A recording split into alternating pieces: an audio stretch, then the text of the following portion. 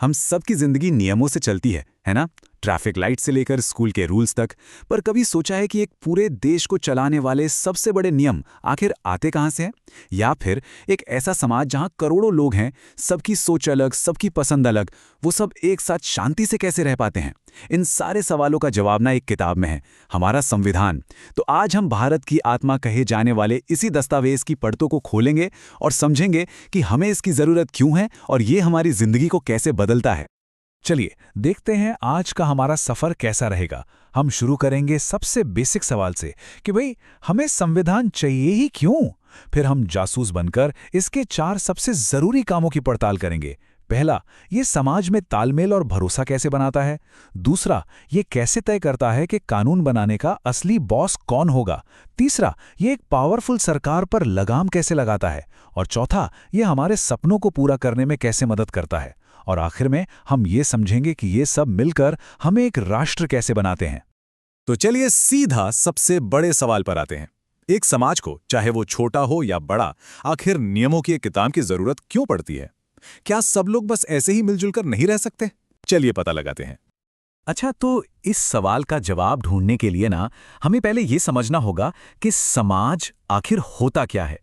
समाज का मतलब ये नहीं कि सब लोग एक जैसा सोचते हैं, नहीं नहीं, असल में तो मामला बिल्कुल उल्टा है। एक मिनट के लिए सोचिए, अपने आसपास देखिए जरा। दोस्त, परिवार, पड़ोसी, हर कोई कितना अलग है ना?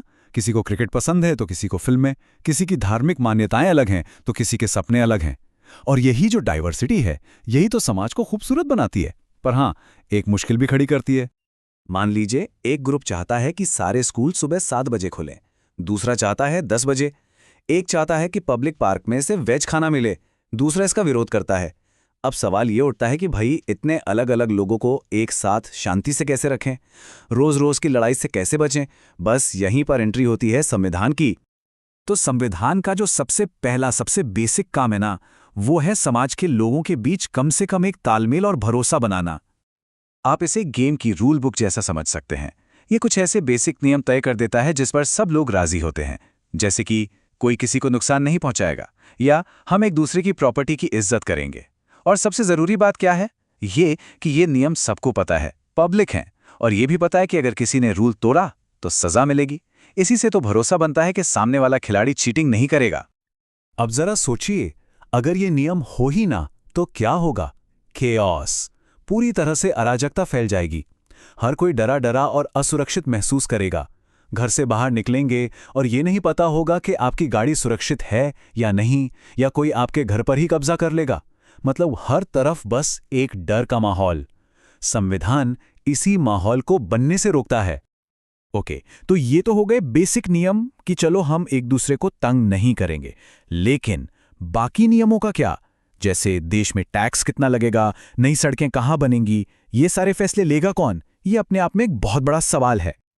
और बस यहीं पर आता है संविधान का दूसरा काम। ये साफ साफ बताता है कि समाज में फैसले लेने की पावर किसके पास होगी।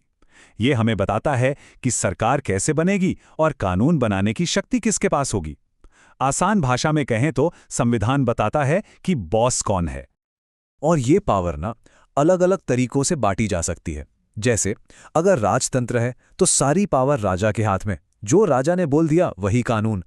लेकिन दूसरी तरफ है लोकतंत्र, जैसे हमारा देश भारत, जहां संविधान साफ कहता है कि असली पावर तो जनता के पास है। हम लोग वोट देकर अपने प्रतिनिधि चुनते हैं जो हमारी तरफ से कानून बनाते हैं। और अपने भारतीय संविधान में तो ये बात एकदम साफ साफ लिखी है। ये कहता है कि ज्यादातर कानून बनाने की शक्ति संसद यानी पार्लियामेंट के पास है। और ये भी बताता है कि पार्लियामेंट बनेगी कैसे। तो आप देखिए, संविधान सिर्फ रूल नहीं बना रहा, वो रूल मेकर्स को भी बना रहा है। कमाल की बात है ना? ये जो कार्टून है ना, ये हमें एक बहुत जरूरी बात याद दिलाता है। संविधान बनाना कोई केक वॉक नहीं होता, कोई आसान काम नहीं है। इसमें बहुत बहस होती है, असहमति होती है, और कभी कभी तो तीखे झगड़े भी होते हैं। आखिर पूरे देश के भविष्य का सवाल जुठेरा। ये दिखाता है कि ये कितनी गहरी मानवीय प्रक्रिया है। चलिए अब अगले काम की तरफ बढ़ते हैं। तो हमने सरकार तो बना दी, उसे कानून बनाने की पावर भी दे दी। लेकिन एक मिनट रुकिए, क्या हो अगर सरकार अपनी इसी पावर का गलत इस्तेमाल करने लगे, किसी को बेवजह जेल में डाल दे? और बस यहीं पर आता है संविधान का तीसरा और शायद सबसे जरूरी काम। ये सरकार के लिए एक लक्ष्मण रेखा खींच देता है। ये सरकार से कहता है, सुनो, तुम पावरफुल हो, लेकिन तुम्हारी पावर अनलिमिटेड नहीं है। कुछ चीजें हैं जो तुम कभी कभी भी नहीं कर सकते। और ये जो सीमाएं हैं ना, ये मौलिक हैं, मतलब इनसे कोई समझौता नहीं हो सकता। और ये सीमाएं लगाई कैसे जाती हैं? इसका सबसे पावरफुल तरीका है नागरिकों को मौलिक अधिकार यानी फंडामेंटल राइट्स देना। ये ऐसे अधिकार हैं जो कोई छीन नहीं सकता, जैसे बोलने की आज़ादी, फिर चाहे सरकार को आपकी बात पसंद आए या ना आए, अपने धर्म को मानने की आज़ादी, या फिर बिना किसी ठोस वजह के आपको कोई गिरफ्तार नहीं कर सकता। ये सारे अधिकार सरकार की पावर पर सीधा सीधा ब्रेक लगाते हैं। ये जो मौलिक अधिकार है ना, ये हर नागरिक के लिए एक सुरक्षा कवच की तरह है।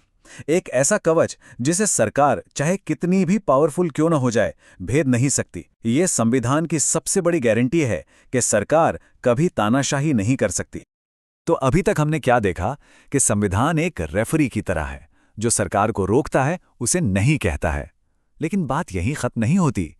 आज के जमाने के संविधान सिर्फ रोकने का काम नहीं करते हैं, वो सरकार को कुछ करने के लिए, कुछ अच्छा करने के लिए पावर भी देते हैं।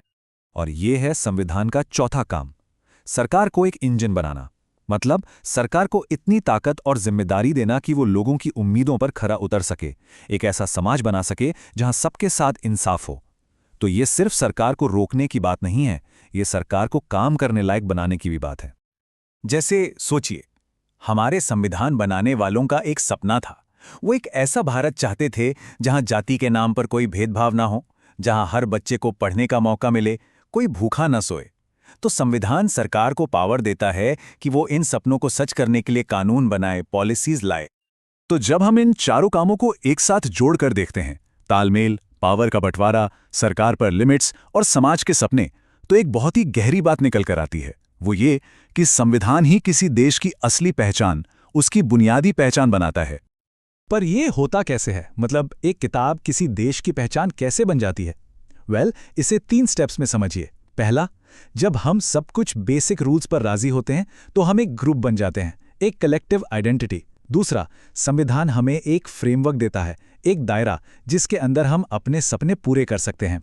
और तीसरा, ये कुछ नैतिक लाइनें खींचता है जो बताती हैं कि एक समाज के तौर पर हम क्या सही मानते हैं और क्या गलत।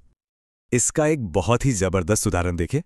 दुनिया में कई देश ऐसे हैं जहां नागरिकता नस्ल या धर्म के आधार पर मिलती है, लेकिन हमारा संविधान वो साफ साफ कहता है, नहीं, भारतीय होने का मतलब किसी खास रेस या मजहब का होना नहीं है।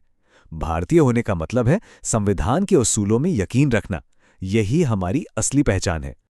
तो आखिर में हम फिर उसी सवाल पर आ जाते हैं कि कैसे कागज पर लिखे कुछ शब्द किसी समाज की आत्मा बन जाते हैं।